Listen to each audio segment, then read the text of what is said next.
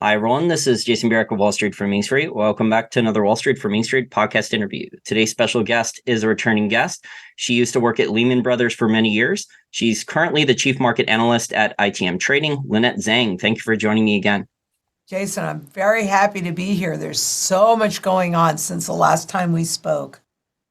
Oh, yes. So much craziness just in the last couple of weeks. We were talking about some of the stuff I heard from the DC Fed, some of my sources here just in the last couple of weeks. There's a lot of shenanigans, but it looks like a lot of problems are starting outside the United States first with the dollar rallying. The dollar index is up to 106.72. We're recording this interview on Tuesday, October 31st, 2023. Happy Halloween to our listeners out there that are Americans and celebrate the holiday.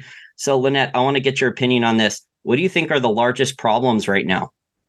Oh, God, I have to say the Treasury bond market and the bill market.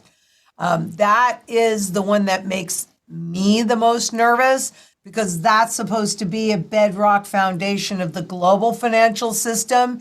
And the sand and the earth is moving underneath the bond market's feet. So, yeah, without a doubt, it's the Treasury market. So for our listeners out there not familiar with this, who are relatively new, treasuries are considered in the past. They used to consider flight to safety in the past. Mm-hmm. But the last 3 years, we've had a record bond bear market? Oh, absolutely. The most current data that I heard, so it could be worse than this now, that the long treasury bond was down 46%. And that's if the bond fund manager or the portfolio manager, the hedge fund or the family office didn't buy those treasuries on leverage. Right. It would be even worse on leverage. And of course, we don't know all of the derivative bets that are built on top of these treasury yields, on the yields. So, I mean, there's a lot that is being hidden from us so that we can't see what's happening and get into a position to protect ourselves.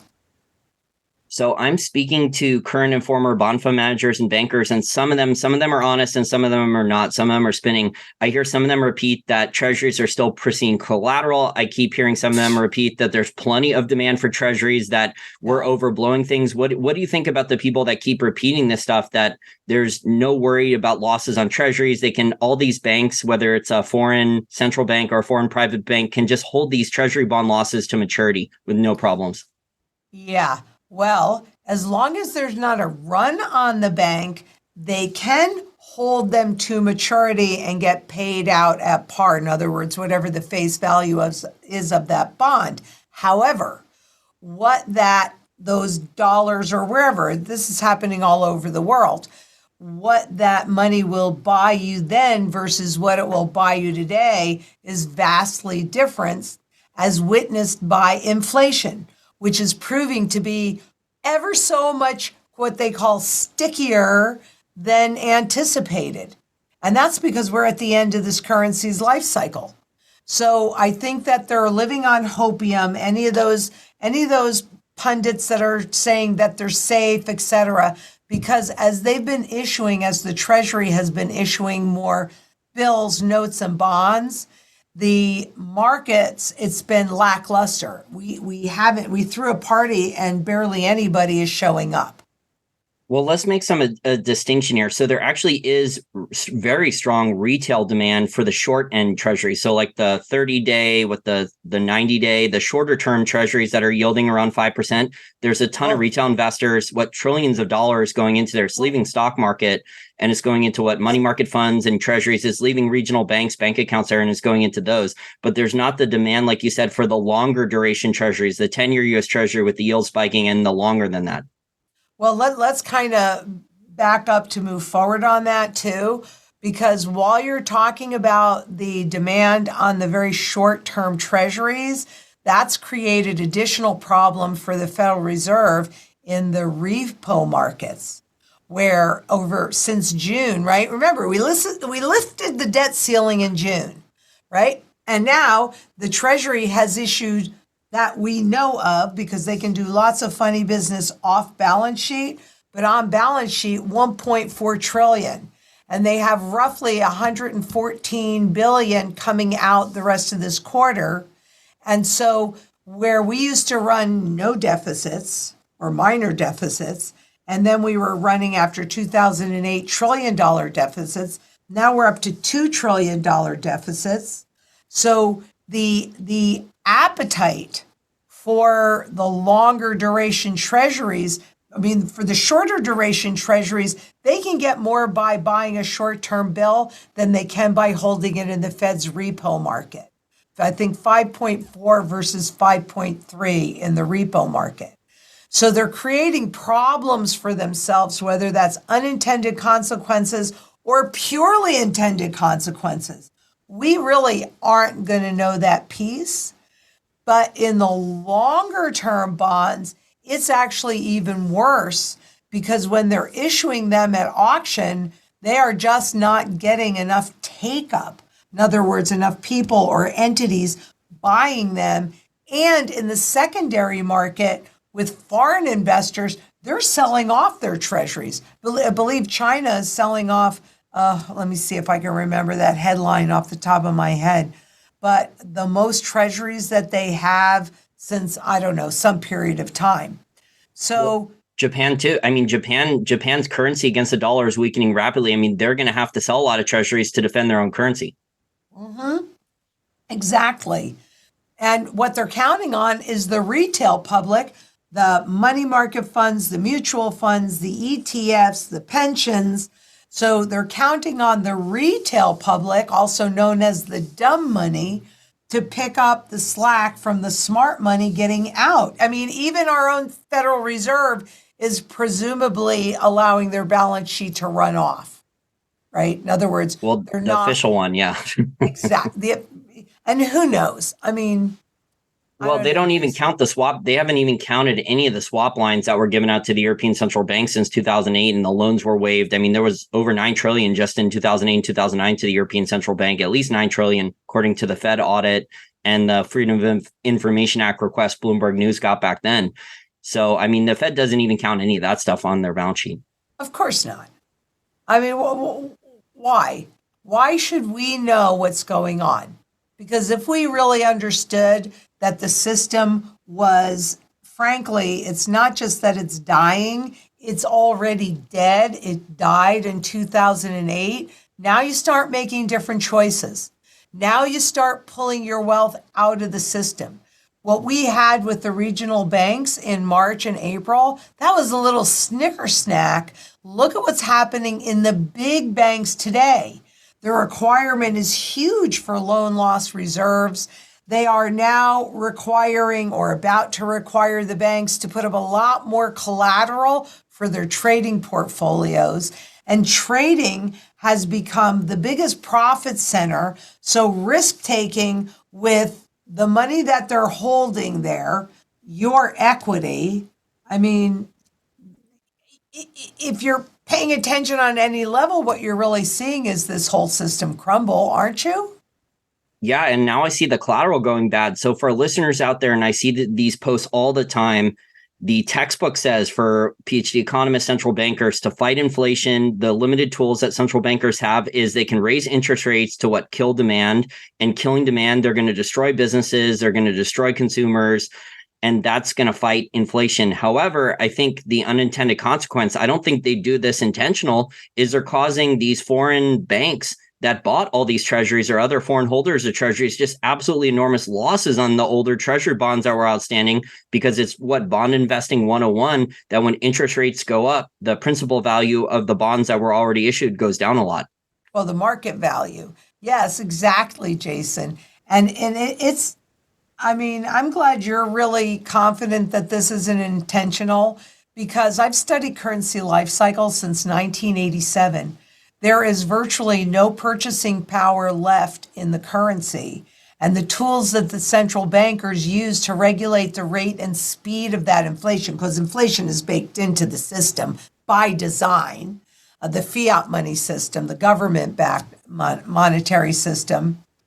But when you know the tool that they have are interest rates, and we were anchored at zero for 15 years? So all of those bonds, not just that were issued to the foreign governments, that's definitely a component of them for sure, but also that our banks absorbed. and bought, and our our central bank bought. All of those are so deeply underwater that really what happened in Silicon Valley Bank was there was a run on the bank, and then they were forced to liquidate these bonds that were already deeply underwater. So what if that happens here now with JP Morgan or Bank of America or Wells Fargo or Citi or any of these large banks? I mean, Jamie Dimon is selling a bunch of stocks for the first time in his tenure running JP Morgan Chase. What is that saying? Well, he also warned that this is what the most crisis he's ever seen in his lifetime with all the crazy amounts of stuff going on. I actually wanted to ask you about Silicon Valley Bank because I remember a bunch of financial YouTubers, and I know you've been doing this a long time, just like me. There was a bunch of people, 2013, 14, 15, bail-in, Dodd-Frank. There will be no more bailouts. I heard this nonstop, right? And then within 48 hours of Silicon Valley Bank, all the rich people and politically connected people that had way too much of their savings and investments at Silicon Valley Bank, they got the rules changed. And exactly. they got bailouts instead of bail-ins. Exactly. Absolutely. And they did it by going around the balance sheet because we were bumping our head on the debt ceiling at that point. And so the Fed went to Janet Yellen, and all of a sudden, because there was no money or virtually no money in the FDIC, they couldn't bail this out, even if they stuck to the $250,000 limit. They could not have bailed this out. But to your point, yeah, who got bailed out? Hedge funds, the Hollywood actors, companies. Sharon Stone had half of her savings at Silicon Valley Bank. I saw her give a speech. Yep. So, but you and me, we are not too big to fail. We're just the right size. And even the FDIC admits that, we're dumb. The public is dumb. We are going to be bailed in. They just weren't ready for us to know it yet. And they were bailing out their friends, but don't call it a bailout. Well, I mean, they created what the Fed didn't count on their balance sheet either with the BTFP, the Bank Term Funding Program, and what that's supposed to end soon. But we know there's going to be more goalposts moving and more rules changes with that. And I would call that a shadow liquidity bailout program because what they're loaning at par stuff that's probably not worth 60 or 70 cents on the dollar. I would agree with that 100%. Yeah, just give it to us. Well, didn't they do that in 2008 with, what was it, that insurance company? AIG? Thank you. AIG, who had all these derivative contracts with all of these big banks, and the garbage that they were converting probably wasn't worth 50 cents on the dollar, but they all got bailed out 100%. So, they pick and choose who's going to be losing. And that's why it's so critically important for people to hold physical gold and physical silver in their possession, because that is outside of the system. You hold it, you own it outright. All this other garbage, it's all counterparty risk. Yeah, I 100% agree. Actually, most people aren't aware of this if they're new to this or they don't remember back in the 2019 repo crisis, they were changing the rules almost every day. So it went, if I remember correctly, it went from, I think the repo loans were at par, stuff that was worth 20, 30 cents on the dollar. It was at par. And they were telling people, oh, it's only for a week or 2 weeks. And then it was extended to 90 days. And then within, I think, 2 or 3 months, the Fed's balance sheet had expanded by $1 trillion. Yeah, exactly. But that wasn't the crisis, right? But it was, look, they're between a rock and a hard place. They are damned if they do and damned if they don't. Because if they continue to raise rates, well, that's going to put even more pressure on the Treasury bonds and the corporate bonds and the market in general. And if they drop those rates down, you will see, inflation did not go away. Maybe it slowed down in certain areas a little bit, but you are going to see that inflation flare up like crazy. So it doesn't matter what they do here. And I agree with you. They're trapped. They don't have any. I put a tweet out about this a couple of days ago. I said Jerome Powell doesn't have any good options because the central banker textbook, says to raise rates to fight inflation. Well, now they made They're destroying Silicon Valley. A lot of the tech companies, so the ones that don't have profits, those companies are going to go bankrupt. Those companies are going to go away. That's going to be loss of jobs, lack of consumer spending. They're making the banks insolvent. The commercial real estate is a ticking time bomb. I mean, all these problems here, and yet the stock market, the 7 stocks are still staying up. To a degree, but if you look at what's happening with the VIX, the volatility index for the S&P 500, it's now in backwardation, which means that on the short term, they expect even more volatility in the stock market.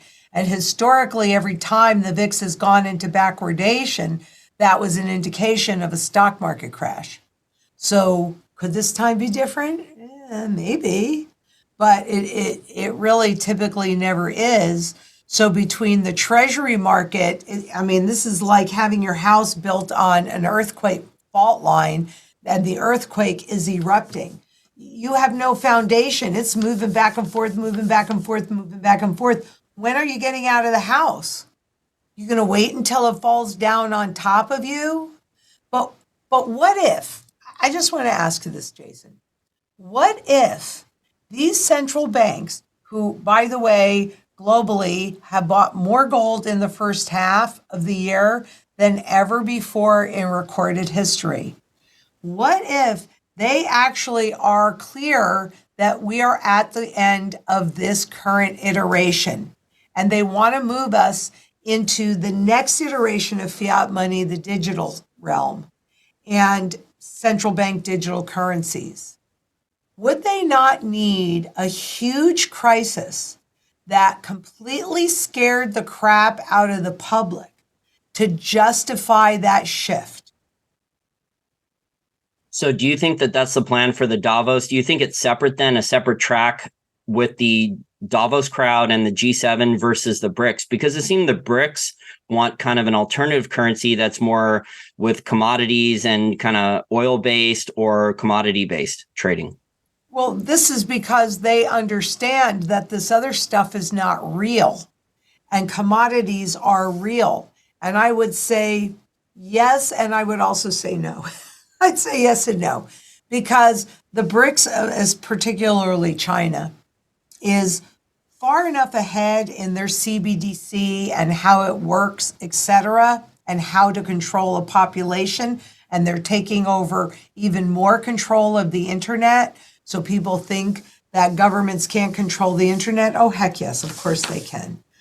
So it is different, but when push came to shove, they did not come out with a BRICS-backed currency, which was the talk, that was backed by gold, because they too need to burn off all this debt.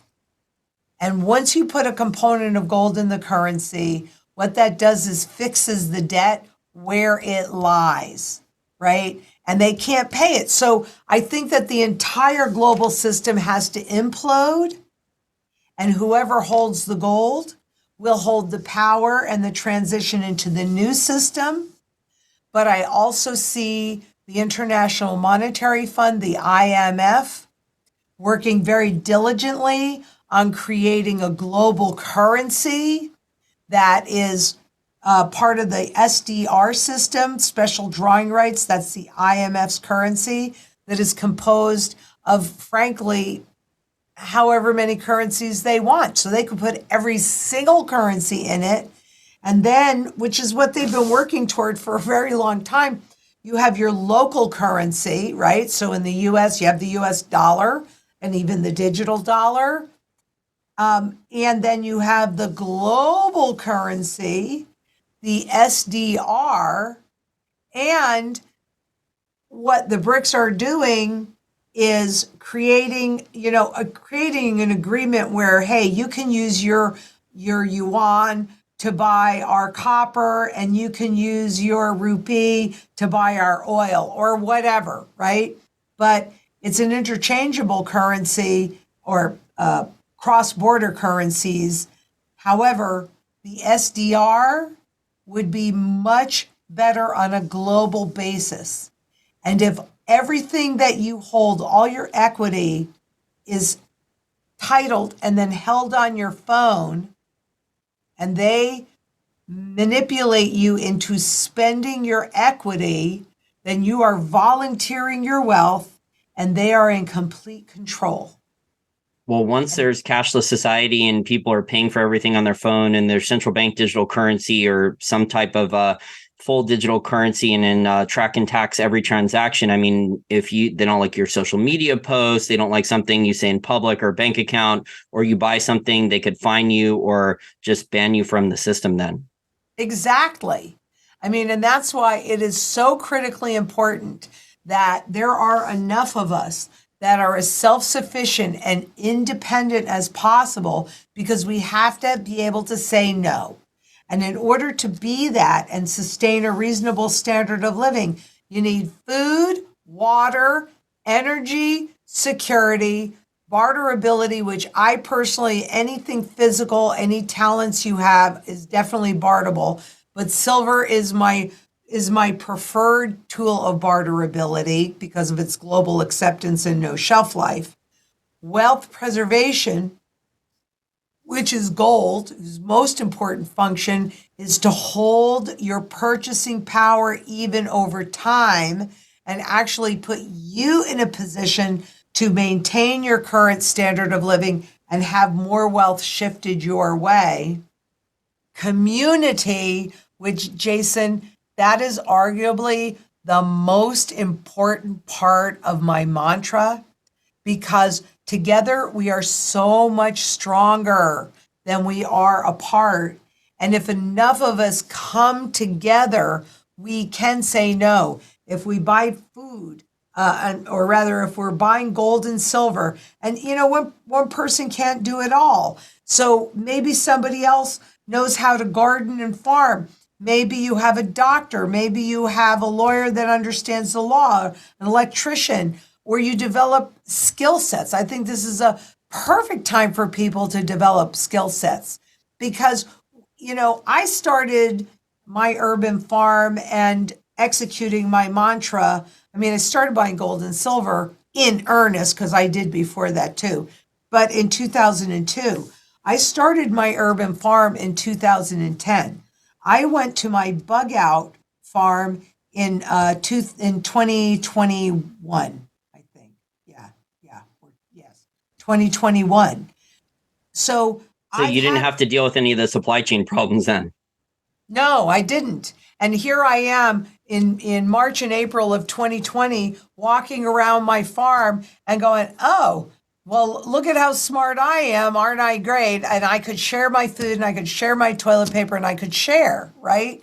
But then there were riots right near my house and near my children's house. And we don't live close to each other. And I thought, there's the hole in my strategy. So I've been working on this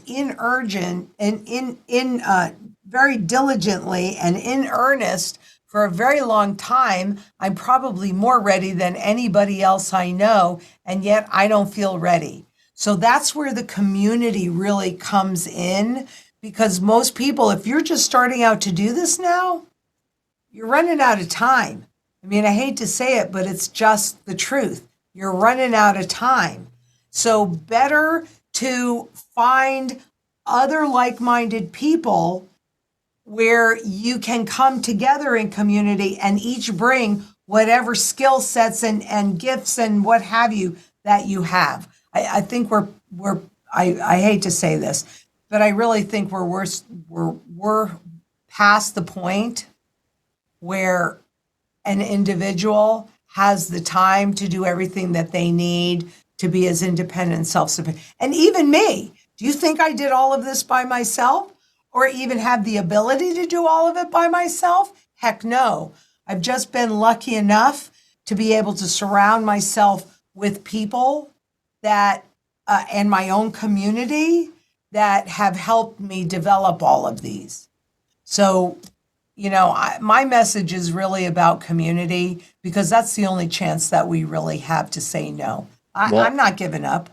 Well, also, I think the average person doesn't realize how much stagflation and shrinkflation and taxes there's been put into the system with currency debasement. But not just by the US, all these different governments the last 15, 20, 30 years, just an absolutely insane amount. So now here we are, the economy, the real economy is bifurcated. There's been 20 years of asset price inflation. If asset prices go down, the average person has a ton of high interest debt at these rates. They're barely able to keep their head above water and their bills keep going up, and they may even be looking at losing their job soon. That is a really important point. Finally, in Sweden, this just recently came out. Finally, in Sweden, the unemployment rate is rising. Well, it's not the greedflation. You left out greedflation, Jason, or any of those other inflation levels that's causing all of this. That's what they want us to think. They want us to think it's the rise of the salaries and the income of the regular workers. And then again, that is our hope, because look at what these unions have been able to do. And other industries, they've made a lot of good headway at the UAW. And it isn't about the money, because a trillion times zero is zero, but they came together, they attacked on multiple fronts, and they got more than they thought they would get. Now we've got the pharmacists and, at these different entities. I mean, it's giving people hope. And I think that this could be the start of the revolution that we really need, and the rise of the worker. We need this very, very badly. Because if we don't come together and do this, there is no hope. They will shove this down our throats, and there won't be anything that you can do with it if all of your wealth is tied up in their garbage products. Well, the real economy is supposed to be producing beneficial deflation, but there's been so much currency debasement and intentional inflation by the governments and central banks, forcing prices up. And then the wages haven't risen to offset that, because I think real wages have not really risen that much since the 1970s. No. But the problem is, if you have a union trying to force wages higher, like the United Auto Workers, you have interest rates so high in auto loans, and most people have to use an auto loan. I mean, if the economy keeps getting worse, there's not going to be car sales. So they're asking for wages at a time when, the auto companies, I don't know, 6, 12, 18 months from now, things continue at this pace. The car sales, because a lot of the profits are in sport utility vehicles, those things could collapse. So then the auto companies again are going to be looking at another bailout. All this is because of interest rates, though. Well, all of this is, but it's not, did they get more wages? My point to this is that they came together and they made a difference. And other people are seeing other unions, other entities come together to make a difference. Even in China, when you had more protests than you've had in decades, and, they had the COVID lockdowns, and then all of a sudden they didn't. So my point is not necessarily what the outcome is, and did they make more money, or my point is that we are seeing more and more people coming together in community, because together we are so much stronger and we actually can make a difference. If we just stay, and it's always, divide and conquer, right? Because if they keep us divided, Republicans, Democrats, this, that, the other thing, if they can keep us divided and we can't come together, then they have us by the cojones, and they can shove whatever they want down our throats. So it's not, I agree with you. There's not a lot of that. It's community. Yeah, there's not a lot of cooperation now. There's so much divisiveness. I see it's race, class, gender, age now. I mean, because the baby boomers that have paid into the system for decades, they want their retirement benefits. Meanwhile, you have the younger generation, and they just see inflation. And they think they're going to get nothing. Right. And they aren't going to get anything. I mean, I can remember, and don't ask me why I thought this, but it was such a clear thought when we were shifting the system. I would listen to my parents and my aunts and uncles, I would listen to them talk when they were playing their penny ante poker. And I remember one night going, I just don't think that Social Security is going to be there for me. And I was probably 15 to 17 years old. And now I'm 69. Yes, I am collecting, Social Security, but that is a pay as you go system. So when you had 138 workers for every one recipient, there was extra money in there. And then what the government do? They took it and they spent it. They didn't put it into self-liquidating debt. In other words, the government doesn't put things into things that'll generate income. They put money into things that then you just have debt upon debt upon debt upon debt. Probably went to Today, hiring more government employees. Yeah, higher salaries, hiring more government employees, and hiring salaries, or wasting funds for corporation special projects or wars. and yeah, the military industrial complex, absolutely, right? So today, I mean, you can't even get the current level of workers that create to those taking the benefits. So you have to go back. I think about I haven't looked at this in a little while, but I think the most current data I could find was like 2018 or something like that. They don't want you to know how bad that system is. And already in 2013, with us baby boomers, it was running deficits. So there is no money there. And what can you buy with that money anyway? Less and less and less until you can buy nothing because all of the confidence in the system is gone. So again, I come back to building those communities.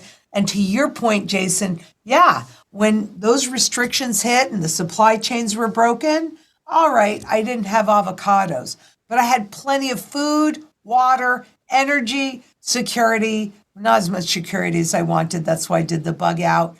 But food, water, energy security, barterability, wealth preservation, community, and shelter. So we need to get it done, but we need to come together in community locally, wherever you are, and then universally, and then globally. And the consumer price index doesn't reflect reality, people's grocery bills and what they're paying now. It's totally divorced from reality. It's pure propaganda. Exactly. Exactly.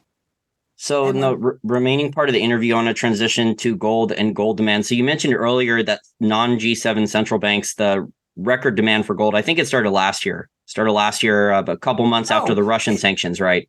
Well, in reality, if you look at the graph of central bank gold holdings, it started to shift from a deeply negative level into a more positive level in 2005. And by 2010, global central banks were net buyers of gold.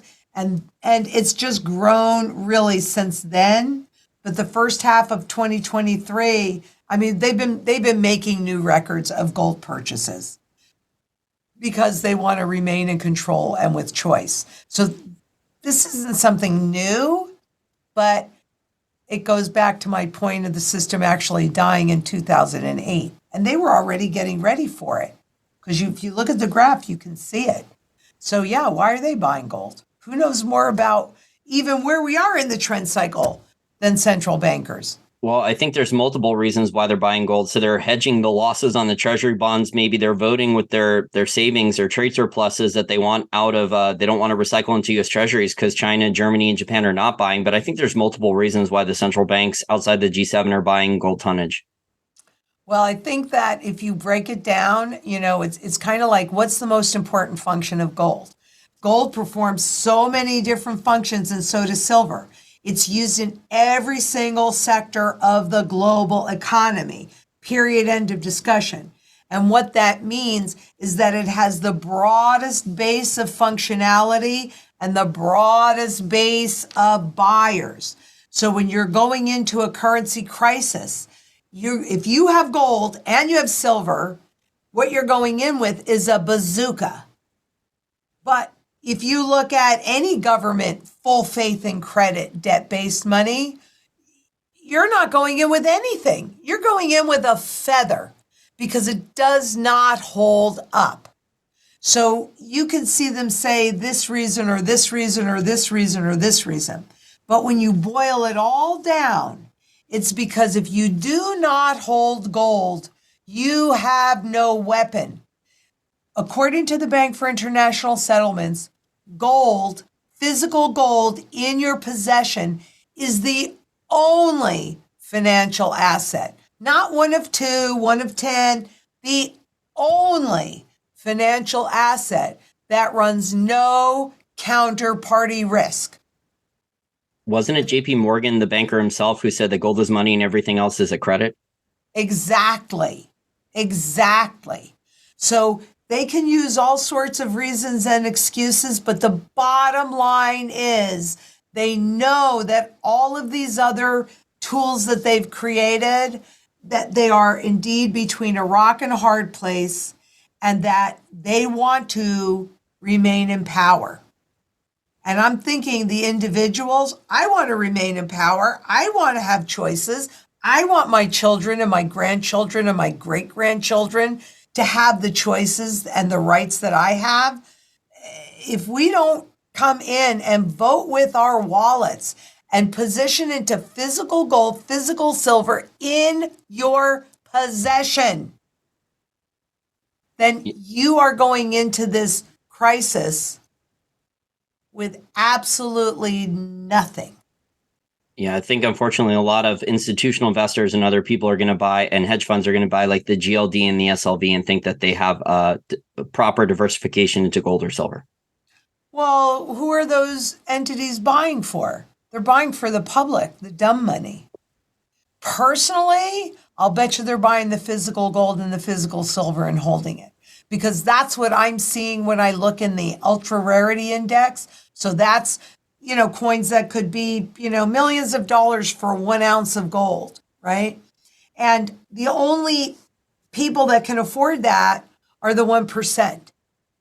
So it is a way of tracking what these guys are doing for themselves. And by the way, Jason, what makes up dynastic wealth? Well, dynastic wealth is wealth that lasts in families at least 300 years, at least. And it's real estate, rare collectibles, like a really rare collectible, and gold. And you can do all three with gold. But gold puts you in a position to accumulate the other two. Yeah. Did you see that some of the research data from some of the mining consultants said that silver, the grades are collapsing on silver, and silver could run out in the next 10, 20, 30 years? Thank you so much. And see, silver gets used up in industry, whereas gold is recoverable. So when you're looking at it, that's the point. There is a finite amount of anything that's physical, certainly silver and gold. And I know a lot of people go, well, silver's, is more undervalued, et cetera. But I've done a lot of studies on what happens to both gold and silver during hyperinflationary events, during currency collapses. I own silver, and silver is my barterable, my most significant barterable position. But you have to have an awful lot of silver to buy, say, real estate or to buy something big. So it's very, very bulky and unwieldy. So there are different functions, and there's different kinds of gold and silver that performs different functions. At ITM, and also, when I started studying currencies and currency life cycles in 1987, what you do is you see these repeatable patterns. And so even though I can't guarantee the future, if I've seen that something's happened the same way over 4,800 times and we're doing the same thing, our best shot is that we're going to get the same results. So none of this is rocket science. If you can just learn how to recognize the patterns, then it's easy to get into a position where you actually benefit, where you can actually have wealth transfer your way instead of away from you. And that's the beauty part of the strategy that I created for myself, and together with very bright minds at ITM made it even better. That's what we execute at ITM. And it starts with your goals. You put that first, and then everything that you do should support your goals. You don't just make a choice and then hope that it meets your goals. Establish your goals. And a lot of people don't know what they should be. but we have enough questioning that we can do to help you define them and then build everything on that.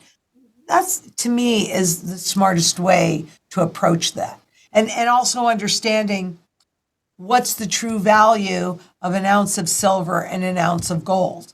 Because if you believe Wall Street lies, those are just contracts. That's spot gold, spot silver. They don't say spot gold and spot silver. The contracts do. If you go online and you pull them up, you'll see it says spot gold, spot silver. They refer to it as gold and silver. And that's about getting you to think about what they show you on the screen is what gold is worth and what silver's worth. It's not. It is because they can create, to your earlier point, the finite amount of gold and silver. They can create as much digital gold and silver as they want to at cheaply.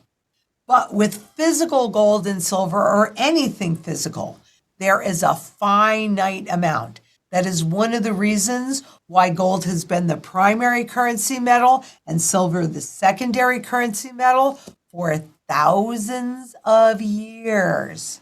Not century, not a decade, not a day, not any of that. Thousands of years. It is proven.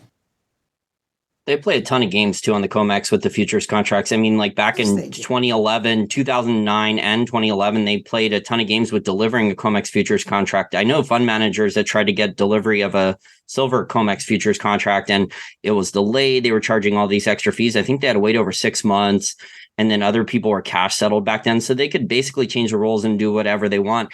Meanwhile, and the average person might not realize this yet, but I think gold has started to outperform the S&P 500 this year. So the regular stocks outside of the 7 tech stocks are down, either flat or down. And gold is actually up significantly compared to a lot of these other stocks.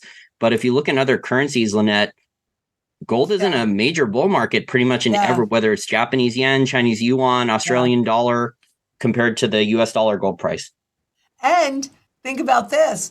All of that still does not reflect its true fundamental value because a rising gold price is an indication of a failing currency. And once you understand that, well, you start to make different choices. The system definitely looks really fragile. I mean, there's a lot of crisis, a lot of red flags right now, I would say at this point with the VIX, like you said. The yield curve was inverted for over 220 days. Now it's just uninverted, which is another sign of a recession. You have the treasury market problems, the consumer debt, the bank problems, dollar index rallying, all these things. And then if we get a oil and gold spike, all these things together. And the wars. Oh yeah, I don't even want to think if Iran puts like a oil export ban or something like that, what could happen to oil prices and gasoline.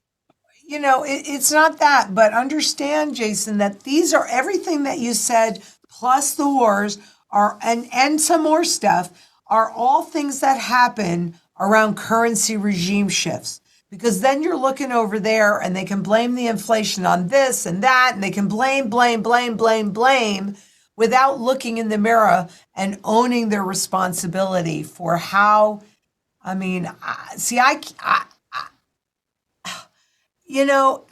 they have the playbook.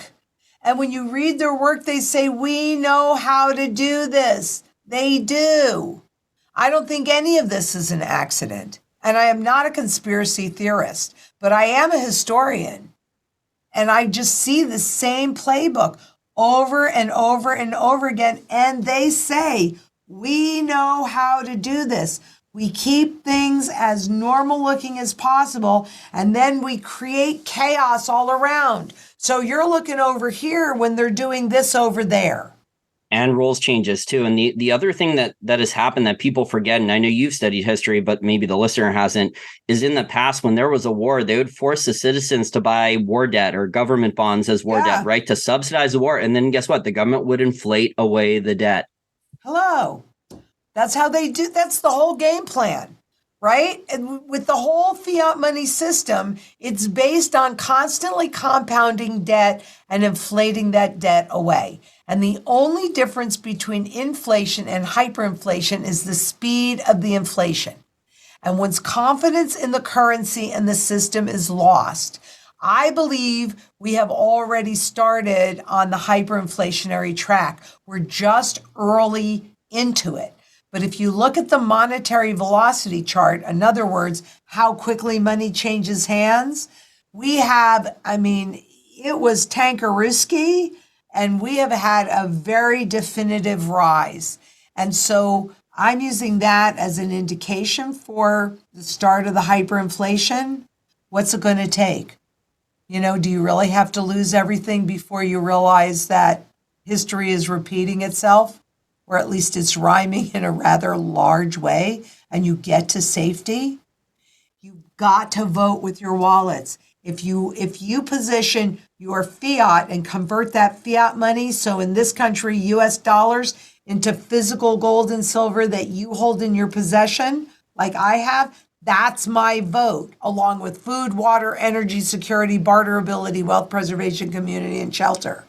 If you hold your money in the markets, in the fiat money markets, or savings accounts, or money markets, which is yikes, scary right now, well, that's your vote. So yeah, a lot of people aren't aware. To add to your point there about money markets, I know you know this, Lynette, but the listeners might not. There were secret bailouts of the money market funds in 2008, and also again in the 2019 repo crisis. Those things blew up too. Yeah. And we're on the verge of blowing it up again. In those repo, what I thought was really interesting, and I just looked at this. Yes, the money market funds, and I don't have this data right in front of me, so I could be off a little bit. But money market funds had put like 2.34 trillion into those repo markets, which peaked at 2.553 trillion. So just a little bit, it was definitely the driving up of the money market funds. And who's in the money market funds? And these are government money market funds too. Who's in there? Mom and pops, the general public, right? But the repo market has lost roughly 1.09 trillion since June. And if you look at it, the money markets are still primarily in there at 1.9 trillion. So yeah, they're down from 1.34, but that's not $1 trillion. So who's getting out of those treasuries, those repo markets? I can't tell you specifically, but I can tell you it's probably foreign governments, foreign investors, corporations, etc. Right? And they probably have margin calls, because if the dollar keeps rallying, they're going to have a lot of their loan books. They're going to have losses on dollar denominated debt. They're going to have losses on treasury bonds. So those foreign banks could, if the dollar keeps rallying, they're going to have big, big margin calls. Absolutely. So who's going to be left holding the bag when this next money market freezes? And they've been working on changing the rules like they did after 2008 when the Prime Fund broke the buck, right? These things are not set up for your benefit. They're set up to penalize you high enough that you don't leave the system, because that's what makes it easy for them to take your wealth. And who will you complain to when you end up with nothing? Yeah, I don't think the average person can get their congressman on hold like some of the elites that had their cash or savings, like the tech people, Silicon Valley billionaires, or rich tech people, or Hollywood celebrities at Silicon Valley Bank, because that's how they were able to get the rules changed, in 24, 48 hours so quickly. Thank you. Yep, exactly. We are not too big to fail, so you better make sure that you're not going to fail. Do you think that the system can actually handle deflation, credit contraction, money supply going down for a long period of time? Or do you think like with a couple quarters of it, that's like potentially could collapse everything? I think we're on the verge of collapse right now. When you see, you can look at the TYVIX, which they took away from us in 2013, and you can see when the government or whoever decided to hand over the treasury market to traders. And since that was 2013, we had the first liquidity issue around treasuries that we could see anyway, in 2015. And it's only gotten worse since. So when your house is built on the fault line of an earthquake, come on, Jason, what do you think is going to happen when that foundation is shifting back and forth on a flippin' daily basis. It's the casino leverage in the system, Lynette. So the average person doesn't understand this. It's all these hedge funds and family offices and portfolio managers at banks. They post these treasury bonds as collateral, and then the treasury bonds are hypothecated and rehypothecated. Hypothecated and rehypothecated. You mentioned 2013. So we had the zero interest rate policy post 2008 for way too long. What did a lot of these big institutional investors, hedge fund managers, family offices, portfolio managers, banks did? They leveraged up their trades with treasury bonds as collateral on risk parity and basis trades. And then the last Fed rate hiking cycle, which led to the repo crisis, they all blew up. And so they got secretly bailed out. And now here we are in another rate hiking cycle. And I can guarantee you there's over-leveraged people putting on over-leveraged trades and casino trades and derivative trades. And there's going to be banks and hedge funds and family offices blowing up on leverage with bad collateral. Exactly. And so who's going to eat it in the shorts? The public that is not paying attention.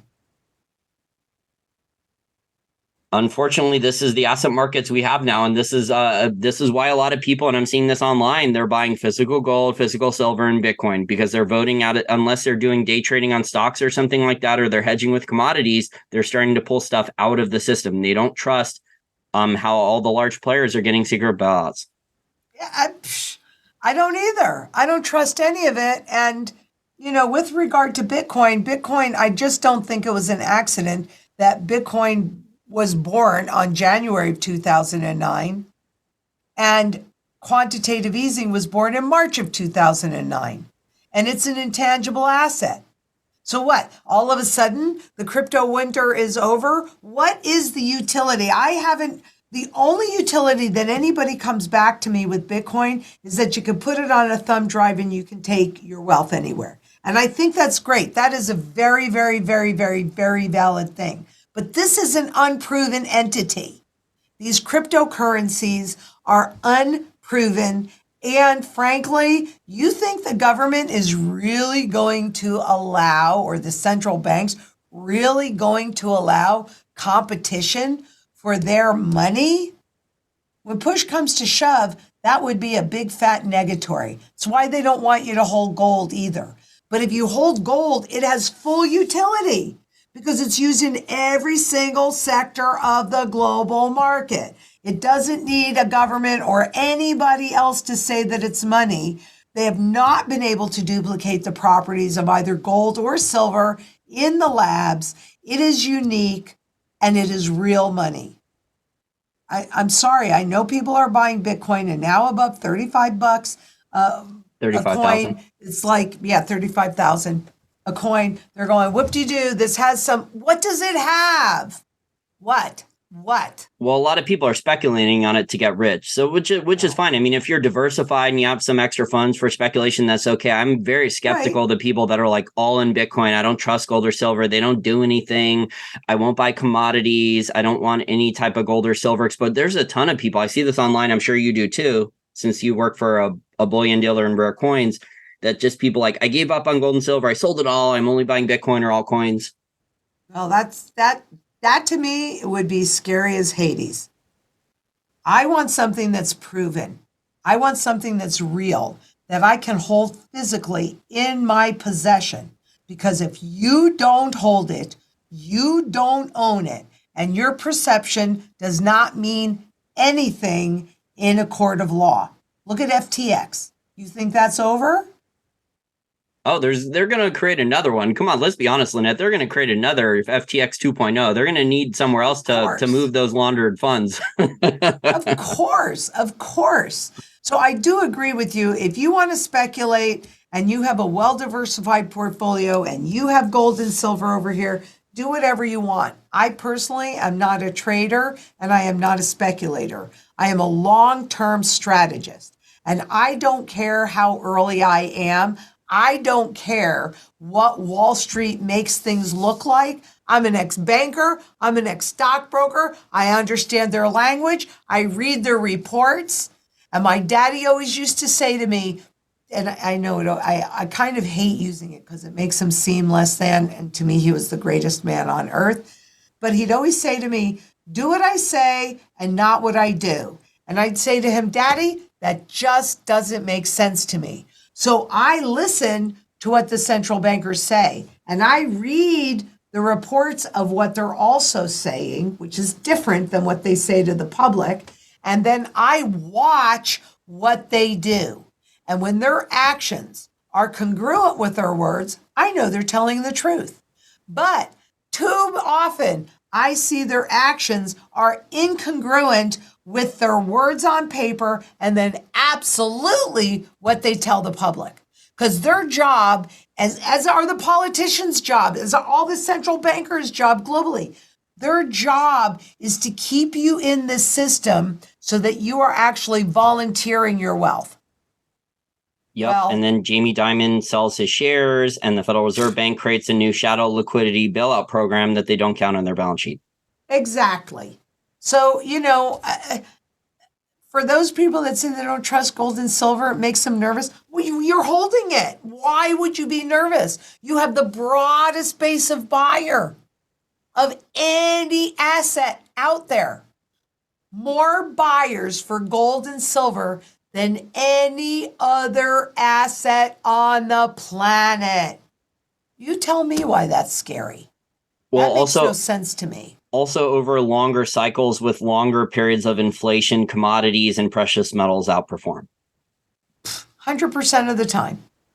100% of the time. Because it's real and you have the broadest base of buyer.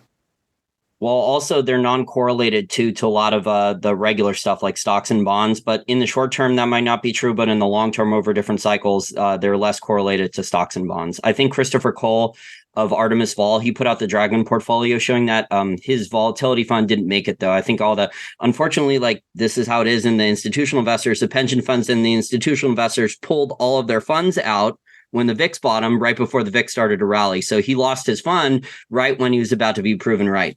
Mm-hmm. Yeah. Interesting how that happens. Well, but the Dragon portfolio, what he did in there about diversifying with commodities and gold and silver, I think was very accurate, showing like over longer cycles and inflationary periods that they're non-correlated. Right. And it's true. And even in the manipulated spot markets. Well, just look at the other currencies. I mean, like I would argue that the dollar gold price is heavily manipulated, dollar gold, dollar silver, but look at the gold and silver prices in other currencies. I mean, they're not manipulated. They're doing really, really well. Well, actually, they are manipulated. Just because they look like they're doing really well, it's in relative basis. I haven't seen any currency yet that reflects the true fundamental value of an ounce of gold. But when you see that, with those overnight revaluations. So in many different countries that right now are experiencing hyperinflation, when you take a look, you can see the gold price was suppressed until all of a sudden they devalued the currency by 98% or whatever that percentage is going to be. And then all of a sudden you see a spike in the visible price, the spot price of gold.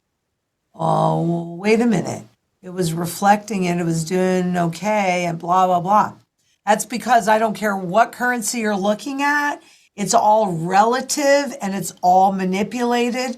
But when push comes to shove and the public loses confidence, they use gold to regain that confidence.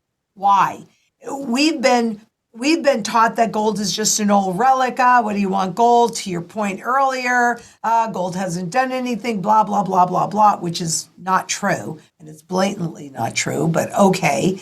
And yet, well, in nominal, they say it hasn't done anything, but in nominal value, what it's gone when in 2008, it was around $1,000 and now it's up to 1,900. So, well, yeah. And actually 600, I mean, you can look on the graph, but it was $20. The 1 ounce gold coins are $20. And if you had told somebody then that gold was going to be at $2,000 an ounce, they would have thought you were insane. But in reality, the true fundamental value of an ounce of gold is somewhere in the vicinity minimum of $15,000 or more. So even with the spot underneath that level in terms of US dollars, or any other currency, take your pick, it doesn't matter. So This you're is saying what if I'm the trying gold to price tell you. wasn't so if you're saying if the gold price accurately counted for all the currency debasement and all the fiat currency creation and credit, and it wasn't manipulated, it would be around $15,000 for a fair market value price. Yes, correct. That is exactly what I'm saying. So at anything less than that, it's a flipping bargain. Well, unfortunately, a lot of people don't see it that way because they're chasing all the short-term paper trading. There's a ton of people now trying to do day trading and trading. I think there's 0-day stock options now. There's retail traders and institutional investors doing a ton of day trading and stock options trading now. So, Of course, it's easier and cheaper to trade. But, a trillion times zero is zero. So when there's no longer any purchasing power, and I mean, officially there's 3 cents left. And if you go on the FRED, FRED, which is the Federal Reserve Education Department, and up in the search bar, put purchasing power of the consumer dollar. Officially, it just continues to decline pretty darn dramatically. Well, how do you go less than zero? You attack principal. So there's virtually no purchasing power left in the currency. And when the public recognizes that, then the government will ultimately bring in gold, reset the currency against gold. You'll see the gold go up. I don't know how much. I mean, in Venezuela, overnight devaluation, you saw spot gold go up 3,500%. And it's gone up more than that since because what they show you is a fantasy. It's not real. But ultimately, the public, in order to get them to use the currency again, that's how they do it. They revalue it. They'll put a component of gold in. And then as soon as they have the public suckered back in, they start to take it away again. It happens over and over and over again. So it's actually not rocket science. It's actually pretty easy to start to learn to look at the patterns. But we've been taught to look at the nominal yield, the nominal value, and that's all a lie. It's a big, fat, flippin' lie. In 1971, the average wage was like $9,500, and a family of 4 could live on that. But today, I think the average wage, I'd have to relook at it. I think the last time I looked, it was like $58,000. And the normal person would go, well, look, I'd much rather be getting $58,000 than $9,500. But can a family of 4 live on $58,000 a year? no, they cannot. you have two salaries. Yeah, you need 2 full-time jobs. Exactly. And then you're still paycheck to paycheck. And then just trying to maintain a standard of living, you've taken on all of this debt. So people have been trained to look at nominal terms instead of real terms. And that's what they do with gold. They suppress the visible price in that spot contract so that you don't realize the truth. But ultimately, you will realize the truth, hopefully sooner than later. But even so, why not buy gold when it's a bargain? Why not? I don't get it. Well, there's a lot of people that don't own gold. I think the allocation for a lot of institutional investors and retail investors is 1% or less. Yeah, exactly. But those that do, and that's the importance of community again. I go back to that because maybe I have gold, but somebody else has skills in animal husbandry. Well, that will have value to me in my community. So I go back to that. Maybe you don't have gold, but maybe you know somebody that does, and you have other things that you can bring to the table. Well, gold was initially, it was supposed to be a medium of exchange to preserve your working capital. So when you worked, your wages weren't inflated away to zero, all your hard work. It was supposed to preserve your purchasing power from all the work, all the labor you did. Right. Exactly. And the same thing is still true today. But Jason, it's just going to be more craziness going forward. I mean, if some of the stuff I heard out of the DC Fed with the feud between Jerome Powell and Janet Yellen is true, I mean, there's a lot of crazy stuff going on with the Fed off balance sheet, how Janet Yellen and Jerome Powell aren't getting along. It basically sounds like they hate each other now. Yeah, well, I hate them both. Well, I'll just be honest with you, Lynette, after 20 years in DC, I mean, most of the people that are the famous people here are not good people. So Right. And I mean, even if they start out as good people, that system that they will just get chewed up and spit out. And so they, a lot of people I think that started out with good intentions no longer have those good intentions, unfortunately. Well, yeah, they come to DC and then they get offered all these deals or side deals or inside information to trade on real estate deals, or if they get a corporation or special interest group, an unbidded contract, they get a seat on the board. Their family member or friend gets a seat on the board of director of a company, or stock options. They get inside information to trade on for stocks. And that's how you have people that come to Congress, and 5 or 10 years later, they're worth many millions of dollars now. And that seems that... Shocker. Hmm? Shocker. Well, our top hedge fund manager is Nancy Pelosi and her husband. Yep. Yeah. I mean, I'm being facetious when I say that, but it is true. So we have to be in a position to protect ourselves. And they're a lot bigger and stronger than we are if we are divided. So, I keep coming back to community, because honestly, that's what's going to save us. And that's the only thing that's really going to protect us, that we stand firm, we stand together, we vote with our wallets by positioning into gold and silver. We make ourselves as independent and self-sufficient as possible, so we are not subject to breakdown of any of the supply chains: food, water, energy security, barterability, wealth preservation, community, and shelter. Get it done. Time is running out.